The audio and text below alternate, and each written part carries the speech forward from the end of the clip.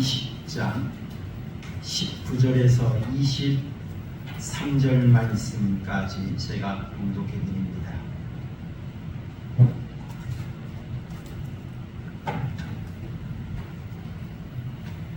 요한복음 20장 19절에서 23절입니다.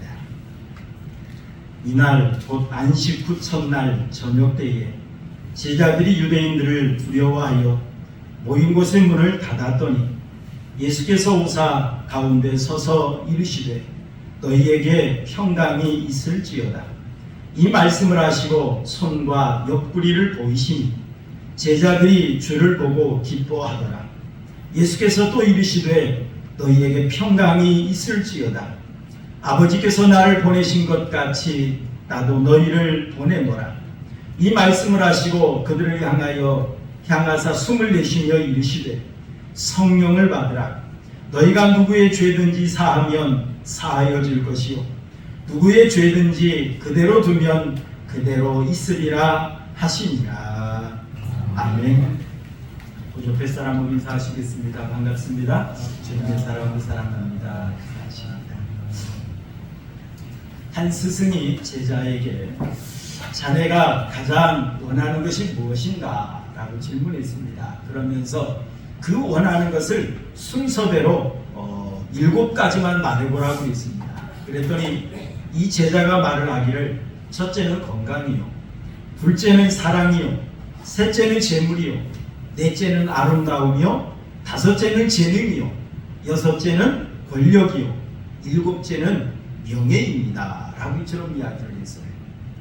자, 그때 이 말을 들었던 스승은 이 제자에게 말을 했습니다. 그래, 자네가 이 모든 걸 다 갖추었다 할지라도 마음의 평화가 없는다면 자네는 그 어느 것도 누릴 수 없을 것이네 라고 이야기를 했다고 합니다. 여러분, 이 세상에 내가 원하는 걸 다 가졌다 할지라도 마음의 평화가 없으면 누릴 수 없는 거예요. 사실 옛날 사람들에 비하면 오늘 우리가 사는 이 시대는 우리가 왕보다 더 잘 사는 시대입니다. 옛날의 왕보다. 얼마나 우리가 많은 걸 누리고 있습니까? 얼마나 우리가 편안하게 살고 있습니까? 그럼에도 불구하고 지금 사회적인 일탈들, 사회적인 사건, 사고들을 보면 저 사람들은 정말 제정신이 아니야 할 정도로 그런 사건들이 발생을 하지 않습니다. 왜요? 마음의 평화가 없어요. 마음의 평화가 없습니다. 여러분, 그렇다면 이 참된 평화 누구를 통해서만 우리가 얻을 수 있겠습니까? 오늘 본문의 말씀을 보면 부활하신 예수님께서 도마와 가룟 유다를 제외한 10명의 제자들에게 나타나신 내용을 소개하고 있습니다. 예수님께서 10명의 제자에게 나타나셔서 예수님의 부활을 증명해 보이셨어요. 그리고 예수님의 제자들에게 당부의 말씀을 하신 내용이 바로 오늘 본문의 내용입니다. 저는 이 말씀을 묵상하면서 본문을 통해서 특히 부활하신 예수님께서 우리에게 주신 놀라운 은혜가 있음을 발견했습니다. 여러분, 부활하신 예수님께서 이 부활을 통해서 우리에게 주신 첫 번째 은혜가 있습니다. 그것이 뭐냐면 우리에게 참된 평강을 주셨다는 거예요. 참된 평화를 주셨다는 거예요. 예수님께서 제자들에게 마태복음 17장 22절에서 23절 말씀에 말씀하셨던 것처럼 인자가 장차 사람들의 손에 넘겨져 죽임을 당하고 제3일에 살아나야 하리라 라고 약속하셨어요. 예언하셨어요. 그 말씀대로 예수님께서 십자가에 못 박혀 죽으셨다가 3일 만에 사망 권세 이기시고 부활하셨습니다. 자, 그리고 부활하신 예수님께서 예수님의 무덤을 찾았던 막달라 마리아를 만나주셨어요. 그리고 예수님께서 엠마오로 향하던 두 제자를 만나주셨습니다. 그뿐만이 아니죠. 특히 이 제자들은 막달라 마리아를 통해서 예수님의 부활의 소식을 들었습니다. 거기다가 여러분, 우리가 지난주 살펴보았죠. 여러분, 베드로와 요한은 어떻습니까? 예수님의 무덤을 직접 찾아가서 목격했던 사람들입니다. 예수님이 묻혔던 그 무덤에 예수님의 시신이 사라지고 없어요.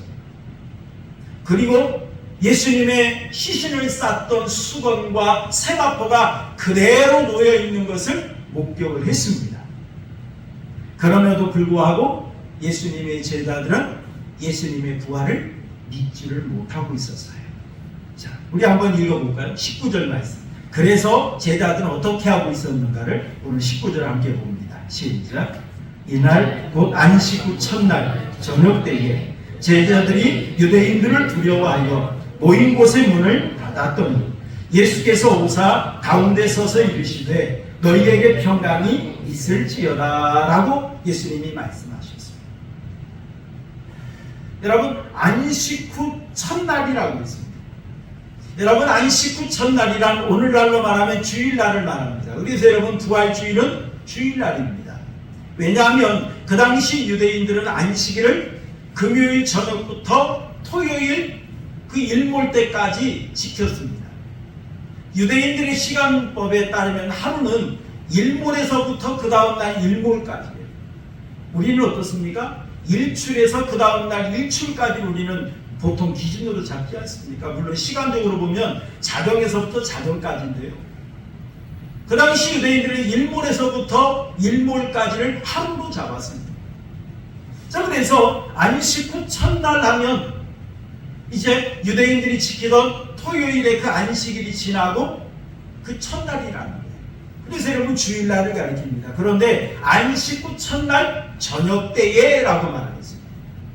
여러분, 저녁 때에 라고 하는 말은 이미 일몰이 지난 때를 말하는 거예요. 그렇다면 안식 후 첫날이란 안식 후 둘째 날이라는 말이 되는 거예요. 이미 해가 졌으니까 유대인들의 계산법으로 보면. 자, 그런데 예수님께서 부활하신 첫날에 막달라 마리아를 만나셨죠. 그리고 엠마오로 가는 두 제자를 만났습니다. 그리고 해가 친 뒤에 제자들 찾아오셨던 것입니다. 그런데 제자들은 지금 뭐 하고 있었습니까? 어디에서 뭐 하고 있었습니까? 그때 제자들은 유대인들을 두려워하여 모인 곳의 문을 닫았더니 라고 말합니다. 제자들이 유대인들을 두려워했던 이유가 있습니다. 왜냐하면 그 당시에 산헤드린 공회에서 예수를 그리스도로 시인하는 자는 출교하기로 결정했습니다. 여러분, 그 당시 출교를 당한다라고 하는 것은 교회에서나 또한 사회에서 버림을 받는 거예요. 그래서 여러분, 그 당시에 출교를 당하는 자는 협동조합에 가입할 수 없었어요. 그래서 어떤 상업활동이나 어떤 일을 할 수도 없었습니다. 그래서 직장에 가입할, 직장에 들어갈 수도 없고 사회생활할 수도 없는 그런 상태였습니다. 그런 결정을 내렸습니다. 거기다가 예수님의 제자들은 그동안 예수님을 따라다녔던 예수님의 추종자들이었습니다. 그러다 보니까 유대인들이 이 제자들을 가만둘 리가 없지요. 그래서 이 제자들의 유대인들이 무서워서 한 곳에, 아마 다락방인 것 같아요, 거기에 문을 걸어 잠그고 숨어 있었던 것입니다. 그런데 그때 예수님께서 오사 가운데 서서 그랬어요. 분명 그들은 유대인들이 두려워서 몰래 한 곳에 숨었습니다. 문도 걸어 잠궜습니다. 그런데 예수님이 문도 열어주지 않았는데 한가운데 나타나신 거예요. 그러자 제자들은 두려울 수밖에 없었습니다. 깜짝 놀랄 수밖에 없었습니다. 그렇지 않아도 유대인들이 무서워서 두려워서 그들은 문을 걸어 잠그고 숨어 있었는데 거기다가 예수님이 시공간을 초월해서 한가운데 나타나신 거예요. 그러니 제자들은 두려워 떨 수밖에 없었습니다. 그때 예수님께서 제자들에게 제일 먼저 하신 말씀이 바로 너희에게 평강이 있을지어다 라고 하신 말씀입니다. 우리가 예수님께서 십자가에 못 박혀 죽으실 때 운명하기까지 가상칠언에 대해서는 잘 알고 있습니다. 십자가에서 7마디 하신 것 우리가 잘 알고 있어요. 그렇다면 여러분, 예수님께서 부활하신 후에 하셨던 말씀이 뭐겠습니까? 그것을 요한복음 20장에서는 지금 소개하고 있습니다. 그 중에 첫 번째 하셨던 말씀이 바로 너희에게 평강이 있을지어다 라고 예수님이 이렇게 말씀하셨습니다. 여러분이 평강이라는 말은 평화라는 말도 됩니다. 헬라어로는 에이레네라는 단어를 같이 썼어요. 평강이나 평화나 같은 의미로 활용을 했습니다. 이때 예수님께서 너희에게 평강이 있을지어다 라고 하는 이 말의 의미는 제자들에게 안심을 시켜주고 위로하기 위해서 건넸던 인사말 같은 거예요. 그 당시 유대인들이 사용했던 샬롬 이런 의미와 같은 그런 말씀이었습니다. 왜냐하면 조금 전에 말씀드렸죠. 지금 제자들이 유대인들이 무서워서 문을 꽁꽁 걸어잠그고 숨었습니다. 자, 그런데 거기다가 예수님이 갑자기 문도 열어주지 않았는데 유령처럼 한가운데 딱 나타나셨습니다. 그러자 제자들은 놀랄 수밖에 없었어요. 유령인가 그랬어요. 여러분이 한번 읽어볼까요? 누가복음 24장 37절 함께 보겠습니다. 누가복음 24장 37절 시작. 그들이 놀라고 무서워하여 그 보는 것을 무엇으로 생각하는지라? 영으로 생각하는지라 그랬는데 이 영이란 유령을 말. 야, 유령이가 어떻게 문도 열어주지 않았는데 갑자기 한가운데 나타나지? 그러면서 그들은 깜짝 놀라며 그들은 두려워 떨 수밖에 없었습니다. 그때 예수님께서 어찌하여 두려워하며 어찌하여 마음에 의심이 일어나느냐 라고 누가복음 24장 38절에 예수님이 말씀하셨습니다.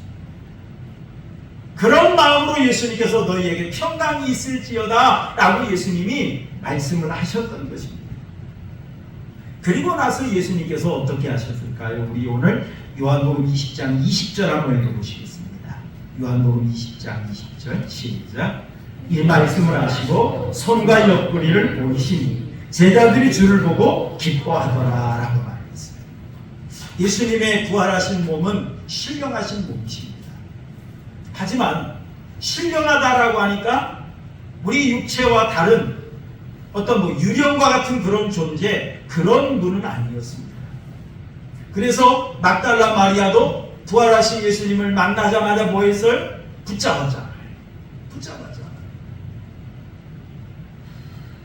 그리고 예수님께서 지금 부활하신 예수님께서 제자들에게 부활을 믿지 못하니까 부활을 믿도록 하기 위해서 지금 예수님께서 어떤 행동을 하십니까?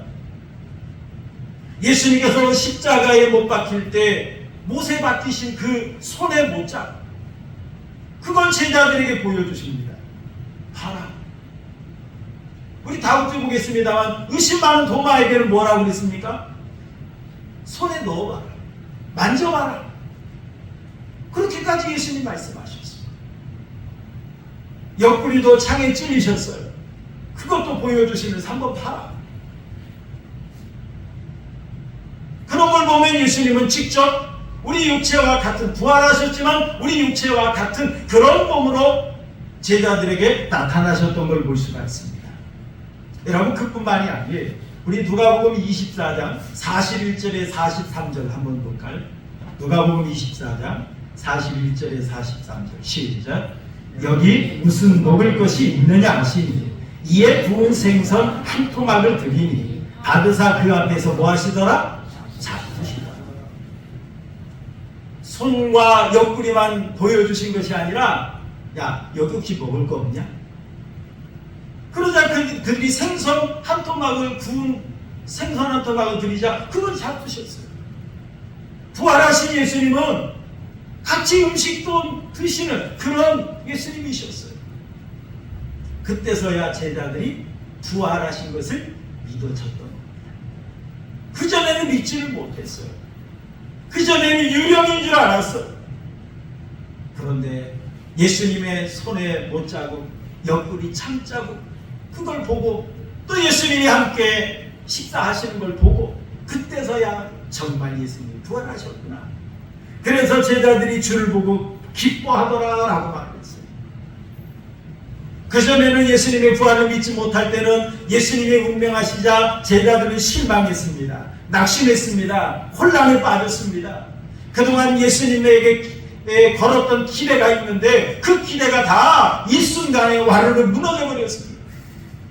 그래서 어떤 이들은 고향으로 갑니다. 어떤 이들은 옛날 직업을 찾아갑니다. 그리고 유대인들이 무서워서 숨어들었습니다.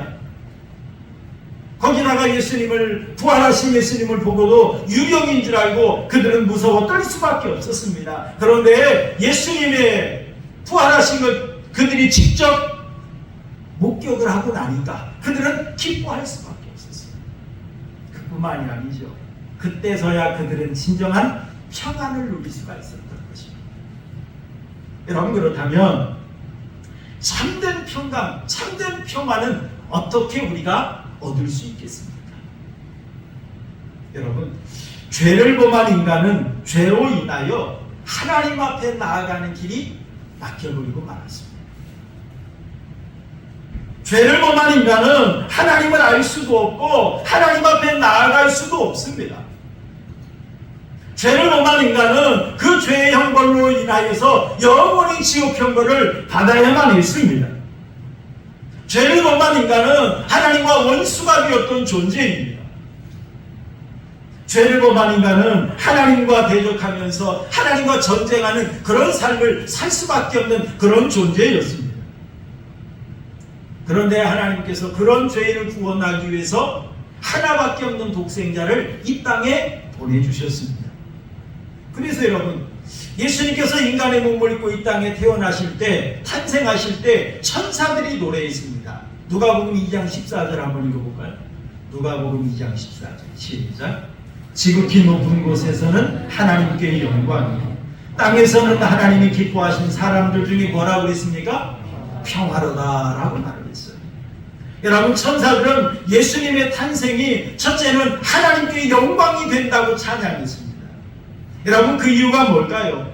예수님의 탄생을 통해서 하나님의 사랑과 하나님의 공의가 이 땅에 실현될 수 있기 때문에 그렇습니다. 예수님의 탄생을 통해서 하나님의 구원의 역사가 성취되고 완성될 수 있기 때문에 하나님께는 영광 돌리는 그런 역사였던 것입니다. 그리고 두 번째, 천사들은 노래하기를 땅에서는 하나님이 기뻐하신 사람들 중에 평화로다 라고 말을 했어요. 예수님의 탄생으로 인하여서 이 땅에 평화의 길이 열리게 되었다, 그런 말입니다. 예수님께서 십자가에 못 박혀 죽으심으로 인하여 이제 하나님과 인간 사이에 막혀있던 그 죄의 담을 제거하실 것입니다. 그동안 하나님과 원수되었던 우리 사이를 예수님께서 화목하게 하실 것입니다. 그로 인하여 우리 인간에게 진정한 평화가 임할 것이기 때문에 천사는 이렇게 찬양하고 노래했던 것입니다. 예수님께서 이 땅에 탄생하실 때 천사가 이처럼 노래했던 것처럼 예수님께서 이 땅에 오셔서 우리의 죄의 짐을 짊어지시고 십자가에서 죽으셨습니다. 여러분, 예수님이 운명하실 때 어떤 역사가 있었습니까? 우리 한번 읽어볼까요? 누가복음 23장 45절 함께 보겠습니다. 누가복음 23장 45절 시작. 성소의 휘장이 한가운데가 찢어졌더라. 예수님이 운명할 때 성소와 성전의 지성소와 성소를 가로막고 있던 휘장이 있는데 그 휘장이 한가운데가 쫙 찢어지는 역사가 있습니다. 그런데 이 역사를 히브리서 10장 20절에서는 이렇게 해석하고 있어요. 우리 한번 읽어볼까요? 히브리서 10장 20절 시작. 그 길은 우리를 위하여 휘장 가운데로 열어놓으신 새로운 살 길이요, 휘장은 곧 그의 육체이야. 이 휘장은 예수님의 육체를 상징해요. 예수님이 십자가에서 운명하심으로 인하여 하나님과 우리 사이에 막혀있던 죄의 담이 제거된 겁니다. 하나님과 우리 사이가 원수관계였는데 이 원수관계가 이제는 화해되어서 우리가 하나님 앞에 나아갈 수 있는 길이 활짝 열려진 것, 그것을 가리키는 그런 이야기입니다. 그래서 여러분, 인간이 하나님 앞에서 진정한 평화를 누리길 원한다면 하나님께서 우리에게 제시하신 그 길, 그리고 예수 그리스도를 영접하는 것밖에 없습니다. 진정 우리가 평화를 원한다면 하나님께서 제시하신 그 길을 온전히 수용하는 자만이 그 평화를 얻을 수 있다는 말이에요. 하나님께서 죄악의 진노의 자식이 되었던 우리를 하나님의 백성 삼으시기 위해서 독생자를 우리의 죄의 대속제물로 내어주셨습니다. 하나님께서 죄로 영원한 지옥형벌 받아야만 했던 우리를 살리시고 영원한 천국으로 인도하기 위해서 독생자를 나의 희생제물로 내어주셨습니다. 이러한 하나님의 은혜를 전적으로 수용하는 자, 믿음으로 받아들이는 자, 그런 자들만이 하나님과 화목할 수가 있는 거예요. 여러분 로마서 5장 1절 한번 읽어볼까요? 로마서 5장 1절 시작. 그러므로 우리가 믿음으로 의롭다 하심을 받았으니 우리 주 예수 그리스도로 말미암아 하나님과 화평을 누리자라고 말했습니다. 하나님께서 너희가 살 길은 예수를 믿는 것입니다. 너희가 구원받을 길은 내가 제시하는 그 독생자의 희생과 그 부활을 믿는 것이다. 너희가 살려면 받아들여라, 영접해라, 수용해라. 하나님이 말씀하셨습니다. 그리고 이걸 믿음으로 말미암아 우리가 의롭다함을 얻고 하나님과 화평을 얻을 수 있다라고 하나님은 분명히 말씀하셨습니다. 여러분, 일본이 1945년 8월 15일 날 항복을 선언했죠. 미국이 원자폭탄을 터뜨리자 그들은 더 이상 항거할 능력이 없음을 알고 그들은 항복을 선언했습니다. 그래서 우리에게 광복이라는 것이 왔죠. 해방이라는 것이 왔습니다. 그리고 나서 이제 1945년 9월 2일 날 미국과 이제 연합군이죠. 연합군과 일본이 항복 조인식을 가졌습니다. 그때 이 항복 문서에 이제 서로 조인을 하는 거예요. 그때 동경만에 있던 미국 군함 미조리호에서 그 함상에서 조인식이 열렸습니다. 지금 여러분들이 사진으로 보고 있는 곳이 이곳이 바로 군함 미조리호의 선상입니다. 자, 이때에 일본의 대표 시게미츠 가오루라고 하는 외무대신과 그 다음에 일본군의 대표였던 우메즈 미치로우라는 사람이 포츠담 선언을 전적으로 수락하고 연합국에 무조건 항복하여 일본의 통치 권한을 연합군 최고 사령관의 제한하에 둔다라고 하는 것에 서명을 했습니다. 그리고 연합군의 대표로는 메가도 장군이 서명을 했다고 합니다. 여러분, 이때 일본이 살 수 있는 길은 뭐였습니까? 연합군이 제시하는 것에 전적으로 수용하는, 전적으로 수용하는 그것만이 일본이 살 수 있는 길이었어요. 여러분, 그런 것처럼 우리가 하나님 앞에 나아갈 수 있는 길이 뭐였습니까? 하나님이 제시하신 그 길을, 하나님이 제시하신 방법을 그대로 수용하는 것, 그것만 우리가 살 길이었어요. 그것만 우리가 살 길이라는 겁니다. 여러분, 죄를 범한 인간은 하나님 앞에 항복해야 됩니다. 하나님, 내 능력까지가 안 됩니다. 내 힘까지가 안 됩니다. 사실 여러분, 다른 종교도 우리가 불교도 보면 어떻습니까? 어떤 해탈의 경지에 이른다고 하죠. 근데 사실은 다른 말로 표현해 보면 그동안 자기가 지었던 죄, 자기가 잘못했던 모든 거, 이걸 해결하는 방법이에요. 어떻게 하면 내 죄를 씻음받고 내가 그들이 말하는 극락에 갈까? 그러면서 그들은 이 문제를 해결하기 위해서 막 돌을 닦는 거예요. 수련을 하는 거예요. 자기 몸을 학대하는 거예요. 그러면 그로 인하여서 죄가 씻음받는 줄 알아요. 우리 기독교의 방법은 어떻습니까? 내가 죄인인 줄 알아요. 내가 이 죄를 어떻게 씻을까? 그런데 깨닫습니다. 아하, 내 힘으로는 안 됩니다. 하나님의 능력으로만 가능하구나. 그래서 예수 그리스도의 그 십자가의 은혜를 우리가 믿음으로 말미암아 죄사함 받는 종교, 이게 바로 여러분 기독교입니다. 이게 바로 기독교예요. 하나님의 방법은 그대로 수용하는 거예요. 내 힘 가지고 안 되고 내 능력으로 안 되고 하나님의 은혜로만 되어지는 줄로 믿습니다. 여러분, 이게 불교와 기독교의 차이 중의 차이입니다. 사랑하는 성도 여러분, 하나님과 화평한 자는 죄 용서함 받을 수 있습니다. 하나님과 화평한 자는 천국에 갈 수 있습니다. 하나님과 화평하는 자는 죽음도 두렵지 않고 하나님 앞에 살아갈 수가 있습니다. 여러분, 이것이 어떻게 가능했습니까? 부활하신 예수 그리스도의 은혜로 되어진 줄로 믿습니다. 예수 그리스도의 부활하신 예수님께서 우리에게 주신 첫 번째 은혜가 바로 하나님께로 나아갈 수 있는 길을 열어주셨다는 거예요. 하나님과 화목하게 하셨다는 거예요. 이것이 얼마나 귀한 거예요.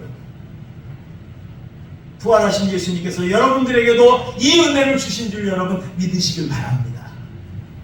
그리고 여러분, 참된 평강을 얻은 사람들은 이 땅에서 어떻게 살까요? 여러분, 오늘 21절 한번 읽어볼까요? 요한복음 20장 21절 함께 보겠습니다. 시작. 예수께서 또 이르시되 너희에게 평강이 있을지어다. 아버지께서 나를 보내신 것 같이 나도 너희를 보내노라 라고 말씀드렸습니다. 19절에 말하는 평강과 21절에 말하는 평강은 헬라어 단어로는 에이렌의 같은 단어예요. 그런데 말씀하는 그 의미가 다릅니다. 19절에서 너희에게 평강이 있을지어다 라고 하시는 이 말씀은 제자들에게 위로해주고 그들에게 부활을 확인시켜주기 위해서 예수님께서 인사말처럼 하신 것이 바로 너희에게 평강이 있을지어다 라고 하시는 말씀이에요. 자, 그런데 오늘 21절에서 말씀하시는 너희에게 평강이 있을지어다 라고 하시는 이 말씀은 제자들에게 용기와 희망을 심어주기 위해서 주신 말씀입니다. 사실은 오늘 시간이 없어서 이 아랫부분은 다루지 않겠는데요, 예수님께서 제자들에게 내가 너희를 보내노라, 그리고 성령을 받아라, 너희에게 죄사함의 권세를 주셨다, 이런 말씀을, 사명을, 마태복음 28장에 나오는 그런 사명과 같은 것을 예수님이 주셨는데요, 그러려면 어떻게 됩니까? 제자들이 복음을 전해야 돼요. 사명을 감당해야 돼요. 그런데 그들에게 그러려면 고난이 닥칩니다. 핍박이 닥칩니다. 그럴 때 제자들에게 너희에게 그럴지라도 너희에게 평강이 있을지어다. 너희는 두려워하지 마라. 너희는 연약하게 흔들리지 마라. 그런 의미로서 예수님께서 너희에게 평강이 있을지어다 라고 예수님께서 말씀하셨습니다. 이 평강은 사람의 노력으로 얻어지는 평강이 아니에요. 하나님이 주시는 평강입니다. 이 평강은 잠시 있다 사라지는 평강이 아니라 영원한 평강을 가리키는 것입니다. 그리고 이 평강은 하나님과 더불어 누릴 수 있는 평강, 이것을 말하는 것입니다. 여러분, 로마서 5장 2절 한번 읽어볼까요? 로마서 5장 2절 시작. 또한 그로 말미암아 우리가 믿음으로 서 있는 이 은혜에 들어감을 얻었으며 하나님의 영광을 바라고 즐거워하느니라 라고 말했습니다. 예수 그리스도로 인하여 우리가 평강을 얻어요. 그리고 이 평강을 얻음으로 인하여서 우리가 하나님의 영광을 바라보고 즐거워할 수 있는, 이것은 곧 하나님 나라를 소망하는, 하나님 나라를 갈망하는 그런 자만이 가질 수 있는 그런 평강을 가리키는 겁니다. 예수님께서 십자가 사역을 앞에 놓고 제자들에게 요한복음 14장에 보면 너희는 마음에 근심하지 말라, 하나님을 믿으니 또 나를 믿으라 라고 말씀하시면서 예수님께서 이어서 하신 말씀이 바로 내가 처소를 예비하러 떠난다. 그 처소를 예비하면 너희들을 나 있는 곳에 예수님께서 인도하시겠다. 그러면서 천국을 약속을 하셨어요. 천국에 대해서 말씀하셨어요. 여러분, 이렇게 약속하신 예수님께서 사망 권세 이기시고 부활하셨습니다. 그리고 예수님은 이제 약속하신 대로 승천하실 것입니다. 무엇 하러 갑니까? 처소를 예비하기 위해서 하나님의 나라에 가십니다. 그리고 때가 되면 예수님이 재림하셔서 우리를 하나님 나라로 인도하실 것을 예수님께서 약속하셨어요. 이 소망을 가지고 이것을 믿음으로 살아가는 사람들은 이 땅에서 잠시 고난이 있다 할지라도, 이 땅에서 잠시 핍박이 있다 할지라도 낙심하지 않습니다. 흔들리지 않습니다. 두려워하지 않습니다. 담대하게 살아갑니다. 여러분 사도행전 20장 24절 함께 보겠습니다. 사도행전 20장 24절 사도 바울의 고백이죠. 함께 봅니다. 시작. 내가 달려갈 길과 주 예수께 받은 사명 곧 하나님의 은혜의 복음을 증언하는 일을 마치려 하면 나의 생명조차 조금도 귀한 것으로 여기지 아니하노라 라고 말했습니다. 바울 사도는 복음 전하기 위해서 얼마나 고난을 받았습니까? 얼마나 핍박을 받았습니까? 그럼에도 불구하고 바울은 말합니다. 주님께서 나에게 맡겨주신 이 사명 은혜의 복음을 전하는 일을 마치려 하면은 나의 생명도 나는 조금도 귀한 것으로 여기지 않는다. 이렇게 고백합니다. 왜요? 그 이유가 있습니다. 여러분 빌립보서 3장 13절 14절 말씀을 보니까 말합니다. 형제들아 나는 아직 내가 잡은 줄로 여기지 아니하고 오직 한 일 즉 뒤에 있는 것을 잊어버리고 앞에 있는 것을 잡으려고 표대를 향하여 그리스도 예수 안에서 하나님이 위에서 부르신 부름의 상을 위하여 달려가노라. 하나님 나라에서 받을 상급과 명령, 하나님 나라에서 누릴 영광, 이걸 생각하면서 나의 생명도 조금도 귀한 것으로 여기지 않고 표대를 향해 달려간노라고 바울 사도는 고백했어요. 여러분, 하나님 나라를 소망하는 사람은 이 땅에서 잠시 고난당하는 거, 어려움당하는 거, 여러분 그게 연연하지 않습니다. 왜요? 이 땅의 것은 잠시 있다 사라질 거거든요. 우리가 영원히 살 곳은 이 땅이 아니라 하나님 나라이기 때문에 그렇습니다. 여러분 확신과 믿음을 가지고 살아가는 사람들은 그래서 여러분 천국의 소망 가지고 이겨나가는 거예요. 히브리서 11장에 보면 믿음의 선진들에 대해 소개하면서 그 끝에 말씀을 보니까 그들이 어떻게 고난을 당했는지를 이야기합니다. 그래서 어떤 이들은 더 좋은 부활을 얻고자 하여 심한 고문을 받되 후차히 풀려나기를 원하지 아니하였으며 라고 감옥에 갇혀서 모진 고난을 당하고 매질을 당하고 핍박을 당했지만 그들은 더 좋은 부활을 얻고자 하여 심한 고문받되 후차히 풀려나기를 원치 않았다고 했어요. 담대하게 그 모든 걸 담당했어요. 그러자 히브리서 11장 38절에 이렇게 고백했습니다. 우리 한번 읽어볼까요? 히브리서 11장 38절 시작. 이런 사람들은 세상이 감당하지 못하느니라. 이런 믿음 가지고 이런 소망 가지고 담대히 살아가는 사람들 세상이 감당할 능력이 없더라는 거예요. 어떻게 해볼 수가 없더라는 거예요. 왜요? 하나님이 주시는 평강을 가지고 하나님이 주신 은혜를 가지고 믿음 가지고 천국을 소망하며 살다 보니까 이 땅에서 참된 평화를 누려요. 이 땅에서 담대하게 살아갑니다. 그러니 그런 사람들을 누가 감히 어찌해 볼 수 있겠습니까? 여러분 러시아 양심으로 불리는 알렉산드르 솔제니친이라고 하는 사람이 있었습니다.